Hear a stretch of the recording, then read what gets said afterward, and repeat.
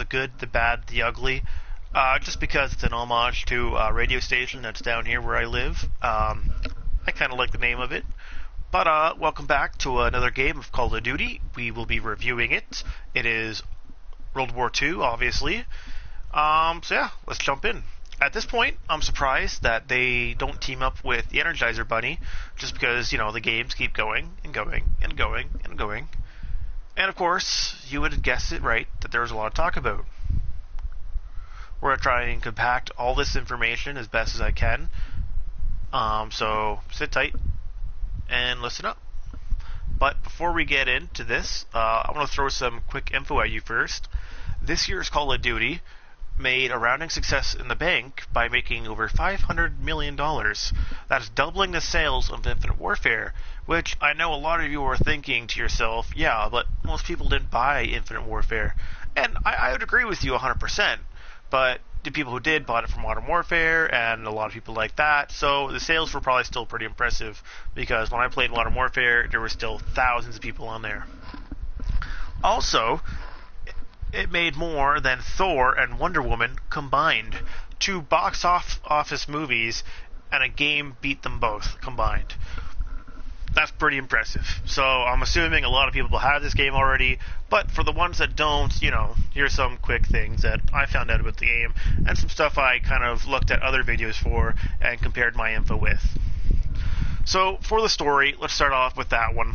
For the good parts about the story, upon entering the game, you are immediately thrown into the most well-known war event of all of history, D-Day. You're Private Ronald/Red Daniels, a young private in the war with his four brothers in arms. You must fight your way from the beach all the way up to the bunkers and destroy the turrets so that you and your comrades can overthrow the beach. And just like you saw in Private Ryan, you see limbs being blown off, you see people dying, you see people crying for help. It's a real heart-pumping mission that does the name of Call of Duty proud. Like, you feel that you're there. It's one of those things where VR definitely needed to be introduced at that moment. As per usual, there are a few famous faces to be seen in the Call of Duty, such as Josh Duhamel, Jonathan Tucker, and Jeffrey Pierce. Josh Duhamel, a big famous actor, hasn't been in much lately, but a lot of the ladies would know him from his chick flicks. The other two, great game voiceovers, a few movies under their belts, nothing too big, but both huge actors, so keep an eye out for them. Also, sit down for this one, game fans. There's 3 new things to the Call of Duty world when you are playing the story. There is no longer regeneration health. Yes, from now on, you'll need to find health packs while playing the game. But don't worry, if you can't seem to find any, the second new thing comes in handy. Because health packs, they're scattered all over and whatnot, but if you can't find any because, you're being shot at, you need to quickly take cover, you have your teammates by your side.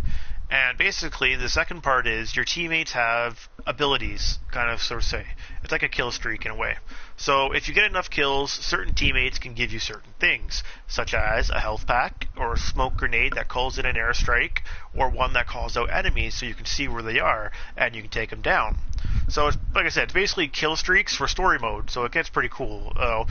Get 25 kills here. I don't know the actual numbers, but just, if you get 25 kills here, one guy will throw you a health pack. You get 25 more kills, you get another one from him. Or you get 50 kills, some guy will give you the airstrike grenade, and, so it comes in handy every now and then they're not always beside you, so it's not that easy to just turn to them and be like, hey man, health pack. No, you'll actually have to run across, get the health pack from them, and try and use it right away.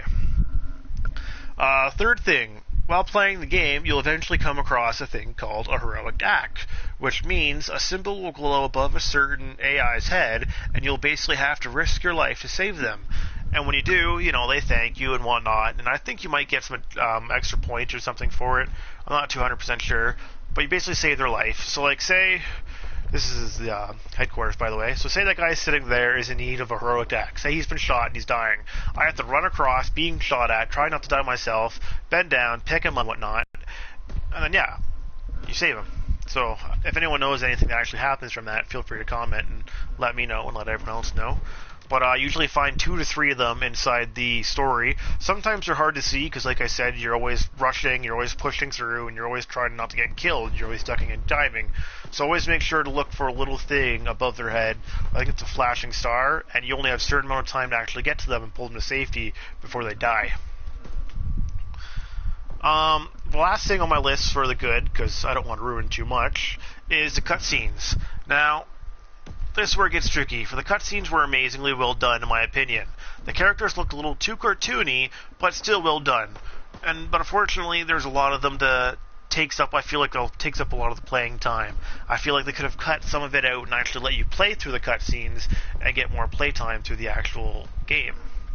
In my opinion, some people might like a bit more cutscenes, some people may not, but I know majority of the people actually prefer the prefer the story mode. But like I said, whatever you choose is you choose. Now getting to the bad, this is where I feel like some of the stuff in the game could have been redone or they messed up on, and some of it might be like the good, but just the bad side of it. So as I mentioned, this game starts off with a badass D-Day event. Unfortunately, that's where the story seems to take after its predecessors, for the game becomes, well, Call of Duty. So here's some bullets.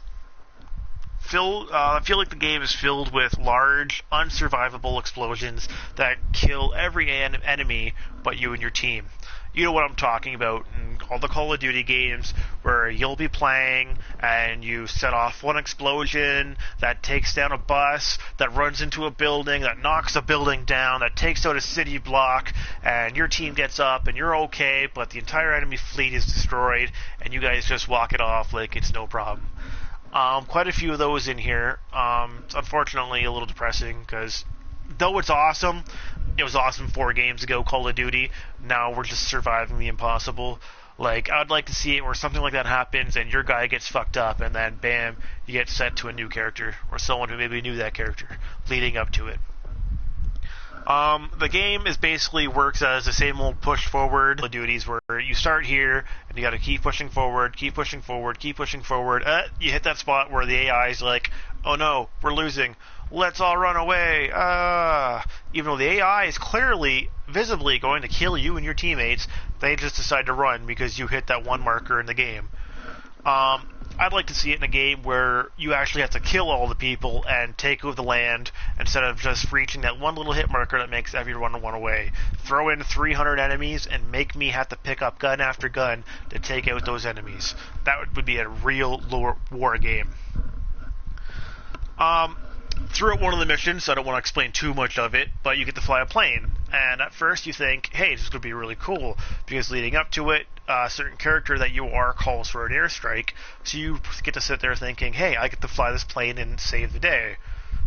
Wrong. You don't get to save the day. You get to fly around a bunch of your friendly planes, trying to take out enemy planes, while trying not to hit your friendly planes in the process. It's a big letdown, and I feel like they could have had a lot more done with it, and it would have really picked up the game at the point that it was at.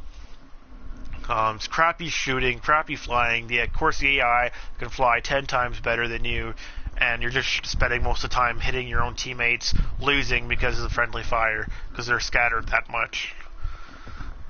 Last, the collectibles. Oh yes, collectibles. Everybody's favorite. Or in this case, war trophies. But I'll explain why I have a problem with that in a moment once I get back to get down to the ugly. But for collectibles, there are collectibles, but they're literally just stuff you find around the war zone, such as a commander's knife, a pocket watch, a general's or captain's thingamajigger, like anything. It could just not even be a general's watch. It could just be a farmer's pocket watch. Like, it's just literally random shit, guys. I'm telling you, it's random shit. And the worst part is, if you go and look at your collectibles, it gives you an explanation for what the collectible is. And word for word, what it says on one of the pocket watches that you have to find is, the pocket watch was a great tool for the average worker and farmer. Oh. Gee, thanks. Yeah, I totally didn't learn that in history class. I'm glad Call of Duty was able to come and tell me that. Thank you, Call of Duty. I appreciate that very much. But, you know, you see what I mean. It's crappy stuff. It's somewhat easier to find in this game because they're glowing. I didn't find much because I don't really pay attention to those for some reason. But, yeah, they're glowing around. They're scattered all over. Like the heroic encounter, there's usually 2 to 3 per level. So, you guys can have fun looking for those. I'm not a big fan of them. But anywho, down to the ugly. So we've made it to the ugly. Here I would like to talk about the laziness of the game. Stuff that every game has, of course, but shouldn't. You know, like, people pay big money and expect the movie they go to see to be an amazing movie, in which most of the time it turns out to be, because people work hard to find the plot holes in movies and make it so it's a great movie for you. So why is it so hard for gamers to get the same thing? We pay big bucks for games. We pay almost $100 for a game now. Like, come on, guys. Like, if a girl went and bought a cherry red lipstick to go with her cherry red dress, do you really think she's going to be happy with a blood red lipstick that comes inside the container? No, she's not. She's going to be fucking pissed off. So let's get what we're paying for. Let's get what we're putting our money to. Don't throw it all in frickin' side packages that we have to pay another $60 for later down the road. If that's the case, make us only pay $20 for the game right off the bat. It makes complete sense. But, anywho's, let's get into the few things. There's only about 3 of them I think I have to talk about, really, that it's really ugly and stuff that throws off the time period of the game. The collectibles, like I said, I want to get back to, or as the game refers to them, as war trophies. For those who don't know or are unaware of war, taking home a war trophy, even in today's era, like a knife or a gun or something you've taken from the enemy, is completely illegal. If you were caught in war taking home a trophy from an enemy, like a captain's hat or a knife or anything you got from the war zone, you would be dishonorably discharged and you could even be thrown in jail. It's not a pleasant thing, guys. So why Call of Duty threw it in, I honestly don't know. It's simple research to do. A next big thing that is hugely stupid. Eventually in the game, when you take over a certain part of the mission, enemies get left behind and they surrender. Just like cops and robbers, you have to point your gun at them, make them stop, and you gotta sit there and wait until they actually surrender. If you don't, they think that they're the hero of the game and try shooting up you and your entire squad. Stupid Nazis, you're not the heroes. Anywho, so if you make them surrender, they put their guns down, their hands go in the air, and you still have the ability to shoot them. No. If you were to kill a surrendering enemy that surrendered themselves to you as a prisoner of war, you would be shot on sight. You would be either, like I said, shot, you'd be dishonorably discharged, you'd be thrown in jail, you'd be fucked up. You would just ruin your entire career. So the fact that they throw this in here and just say, hey, they're surrendering, don't kill them, is bullshit. It's a huge offense, a huge crime. They really should have added or changed that to it. But overall, guys, that's what I'm going to go with for the story, because I know a lot of people don't like the story. But it's basically your average story mode. You go in, you get your character, you survive a bunch of shit, you do the impossible, you save the day. Basic average story. I still quite enjoyed it because it's World War II. You don't have your jetpacks running around. Famous expression, your boots to the ground. You're actually in the shithole. So yeah, if you don't mind all the same old shit, you probably still enjoy the actual campaign. It's still pretty good, and there's some good heartwarming scenes in it, and some scenes that make you just want to get up and punch your TV in the face 645 times. Which is why I threw it second, so you'd have to sit through my video. Tee-hee-hee-hee-hee. So yeah, so online. So here we are. This is called the headquarters, where once you pick your platoon or your squad, you get put in headquarters. Now, when I say pick your squad, I mean you actually get to pick a squad. At the start of going in online, you get to pick a division. You either get to pick infantry, airborne, mountain, armored, or I forget what the shotgun one was. Oh, sorry, expeditionary, sorry. So it's basically shotgun, Armored is LMG, Mountain is Sniper, and Infantry is Rifle, and Airborne is the SMGs. So each of them, if you can see down where the one is, look down, you'll see the progressor. That's stuff you get with being that division. With Airborne, you get an SMG suppressor, so whenever you go in with your SMGs, you click over right, and your guy immediately puts on an SMG. It's no longer an attachment you put on your gun. You get to sprint longer, climb over faster, and then whatnot. Armored, you get the bipod for your LMG, so you can actually pull out the legs and put it on something to reduce recoil, and then so on. So like everyone gets their own thing, but when you start the game, you get to pick one specific one first, and eventually you get to unlock all the others with unlock points. So yeah, this is what the created class looks like. Fairly simple. You know, you got all your attachments and whatnot. Certain things get you certain attachments. You got your what do they call these? Basic training belts, basically, that give you certain perk ups. Like the one I always use is your score streaks don't reset after you die; they keep going. There's tons of other things like carrying an RPG, carrying 2 weapons, and whatnot. So you basically pick one, helps you out, yada yada yada. Get your pistol, or you can choose a melee or a shovel. I have a pretty cool shovel, but I just prestige, so I can't show you guys what my cool shovel looks like. These are the guns you get to use. My favorite for the rifle is the Bar, or the M1. I usually call it the Gerald, because that's how I easily remember it. Submachine guns, I will easily go 25 and 5 with a Type 100, because it's beast. The grease gun, hate it, don't use it. But yeah, the SMGs, light machine guns. I'm a monster with the MG15, Headshot King. I don't really use any of the other ones. Sniper rifles, I go nowhere without my carabin rifle. I always throw a red dot on it, and I just take people out across the map. Lee Enfield would be my second choice. Good weapon. The rest are basically bolt action, so it kind of sucks. But they're really good sniper rifles. And then you have your shotguns, of course, which I hardly use because I'm not a big shotgun kind of guy. Shotguns, for their little division, you actually get incendiary ammo. You get about 6 shots of incendiary ammo. So if you're a shotgunner, you're going to love that. You get good fire ammo. But anyways, that's all those weapon classes things. Nothing really too big, nothing really too important to talk about. But let's talk about the headquarters. Headquarters, you get to float around, see all other players, basically interact with them. You can walk up and commend a player, which gives them a big boost to their social class. So that's good. If you go into the big building here, you'll see Major Howard. He gives you contracts you can do that get you care package, army credits to buy parts or buy clothing and whatnot to upgrade your guns. So he's a good guy to come to.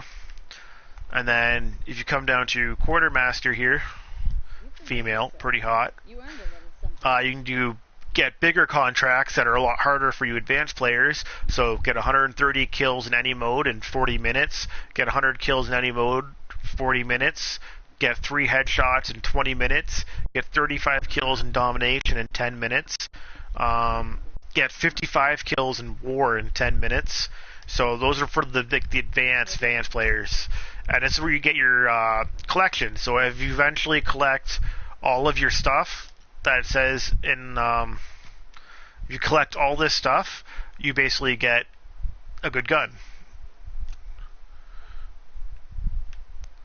So this is where the credits come in, and you can eventually get these in loot crates too, but it's usually a lot harder to get them. So I think I can actually get that. I'll check into that later. But yeah, so that's where you get some good guns. Basically helps you keep playing.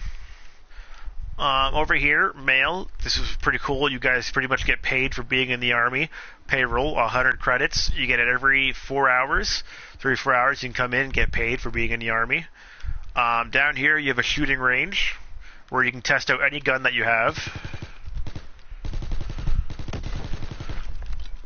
And just for people coming in, there's a certain cheat code you can do. Let me just reset it.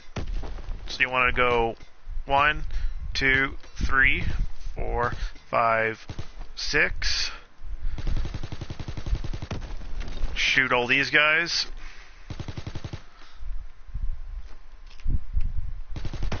Shoot that guy. Oh, I think someone messed it up on me. Yeah, sorry guys, someone messed it up on me. Best to do this when you're alone. But you do all that and it shoots watermelon out. There should be another one of those guys over here and it shoots watermelon out and it gets you an achievement. But that's a shooting range, you know, you can fuck around in there. If you haven't seen my first video about volleyballs, there's secret hidden volleyballs all around the map, up there, and over in the training tower over here. Go watch that, guys. Get me some more views, please. It'll give you some cool achievement unlocks. But I come over here, you got 1v1, where you can challenge people. Pretty much the head player, whoever's main, will get their calling card on the wood over there. Whoever is leading the one-on-one, so you basically keep challenging the winner, whoever wins. And then if you come over here, you got your score streak training range, where you can practice all the score streaks that you get in a little training area and see what they do, how to use them, you know, so you can see what score streak you want to add. Over here you have a gunsmith, which you can basically soon create your own paint jobs. It's not open yet, unfortunately. Or prestige your weapons. It's kind of a pointless thing because you don't get much on it except your calling card or your kill count for how many kills you have in the game. So it resets everything you have. You have to unlock everything again. But like I said, it gives you something to fight for. Coming in this dark tunnel down here, you have zombies, where you can enter zombies and start playing zombies with your mates. Oh, and then over here, past it, you have R&R, where you can play little games with credits back from World War II era. Get the kill time. I don't think you can play with others, which kind of sucks, but yeah, there's that. But yeah, so you have your one-on-one. It's back. Would be a lot better if it was bigger, because literally all you do is, let me just run back over there real quick, is you look down and that's where you're battling. You and one person take each side. It gives you 3 weapons to choose from. You each pick one you don't want to use, and whatever's left, it randomates it, and you get to use that weapon. And first 1 to 3 wins the match. Now you can always go and start your own match and 1v1 person like that, of course. But back here in headquarters, that's basically how you do a one-on-one. It's pretty fun, and it gets your heart pumping. Like me and Olympic, we always have fun going at each other and seeing who can get best of the other person.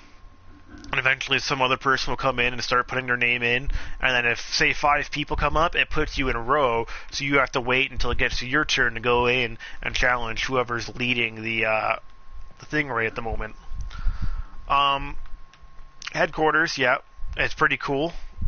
You know, you get to talk with other people, talk all with your friends and whatnot, but it's also a complete rip-off from Destiny and their farm, so it's not really an original idea, Call of Duty. You should probably pick up your own ideas and do your own shit. Once again, something you probably should have done a long time ago, but, you know. Battle chatter. When you're playing online, guys, say you're trying to get in that bunker, but you feel different and you want to go this way because you think there might be a guy over here, your teammates' characters will actually be like, over in the bunker! And then there will actually be an enemy over in the bunker, and you can be like, oh shit, they actually are in the bunker. It's a good and bad thing, because it's good because you know where the enemy is, so you can quickly go over and take him out. But then it also works for the enemy, where if you're trying to run this way, and say some other person kind of sees you, their character will yell, over by the stairs, and they're all going to know, oh shit, there's someone over here by the stairs, let's go take him out. So that's kind of a good and bad thing for the good, bad, and the ugly. Score streaks, amazing for this game. Fit well, very well into the time era of what you get to use. Like missile strikes, fire bombings, UAVs, counter UAVs. You send up a plane that shoots down their UAV, so it's really cool. They have this big plane fight up in the sky. Limbs. Your limbs get blown off, guys. So if you're running around a corner and you get shot in the leg with a shotgun, your leg's coming off. If they shoot you in the arm, your arm's coming off. If you get shot in the face, unfortunately your face doesn't come off, but it gets covered in blood and you die. So they've really upped their game with being killed in the game. Like I said, for the bad, I guess I would say, for going through the good, bad, the ugly. For the bad, make the this 1v1 bigger. Make it better so you can run around a bit further. Maybe have a few more people in there, like a tournament. Headquarters, it's alright. You know, it'd be nice if they had an original idea. Calling cards. The calling cards suck, guys. So basically, you want to come into your soldier, go down to your dossier, go to your calling cards, and these are the pre-ones it gives you. Yeah, these suck. And then these are the ones you can unlock. And you literally notice they all basically look the exact goddamn same.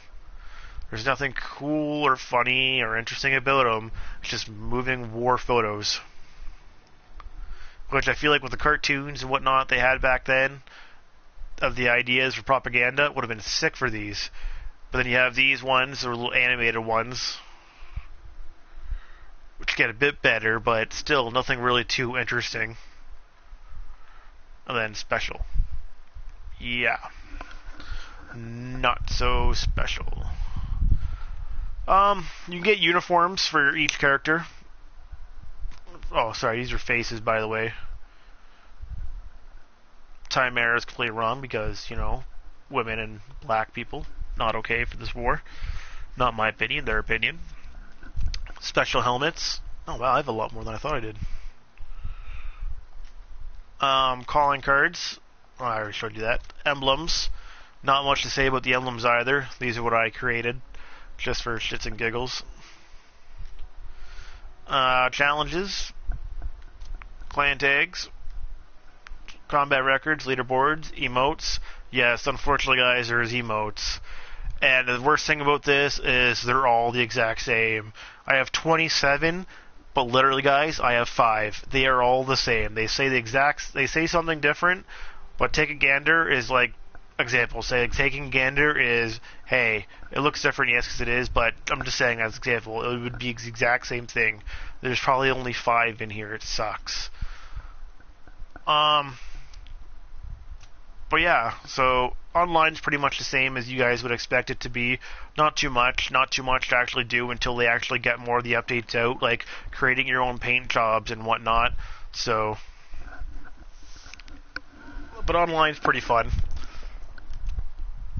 You get your ranked play, which Season 1 kicks off December 1st. Get ready. I'll give you guys a little, basically, explanation of what that is, if you want to pause that and look at that.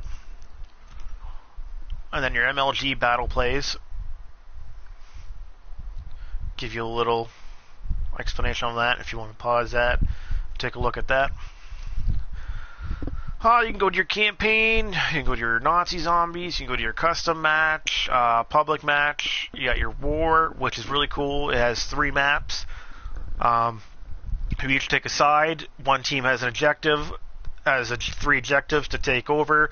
The opposing team needs to stop them from completing those objectives, and if the opposing team stops them completing 1 objective, they win, and then for the other team to win, they got to complete all 3 objectives. And you got your normal your normal matches and everything that you get to complete on your hardcore. You got a featured one, but unfortunately it's only for Cartina map, which you need the DLC for, so it's not really that fun. But yeah, online, if I had to give it a review for like Starwise out of 5, I'd probably give it a 3. I have fun, but then, like I say, it's like any other Call of Duty. It's just nice to get boots back to the ground, so you're not jumping off walls and whatnot. It's actually you running, diving, trying to hide and survive. If I were to give it out of 5 mark for the story, I'd probably say 2 out of 5. Like, I loved it But then once I started hearing the reviews, it started opening my eyes again, seeing what it truly was. I realized it's not what I actually thought it was. So, but out of 10, if I were to rate the entire game, guys, I'd probably give it a 7 out of 10. Clearly, you can see that they're getting better. Clearly, you can tell that they're trying to finally make an effort, which they knew a long time ago they had to, but we kept buying the games, we kept fucking giving them our money. They didn't give a shit, they knew we would buy it either way. But now you can see that they're actually realizing, okay guys, now they're getting serious, let's make sure that we're actually giving them what they want to buy. So, the game's pretty good. I wouldn't pay full price for it. If you can game share it with someone, definitely game share it. But, you definitely have some fun on it. Like, definitely get the calling cards or the challenges that are in here in the main headquarters. Like, I had one last night that made me stay up to almost 3 in the morning trying, where you gotta get 500 kills and then get 25 straight kills in one match. So it kept me going all night to try and get those, and I fell in love again. So always make sure you're getting those to try and give yourself that extra challenge. You're not just going in there with the same old gun, getting the same old kills and death. Give your guys self a challenge. But yeah, that was my thoughts and reviews on Call of Duty. It's a little all over the place, but I hope you guys enjoyed it. Hope you guys got a good opinion from the game. I'll post random videos of me playing online, of course, just so you guys can go check those out and check out some of the gameplay. But I figured I'd take some time to just sit here and talk about the game and talk about some of the features that's inside of it, and hopefully give you guys a good idea of if you want to buy it or not. So, hope you enjoyed it. Feel free to subscribe, like, leave some comments.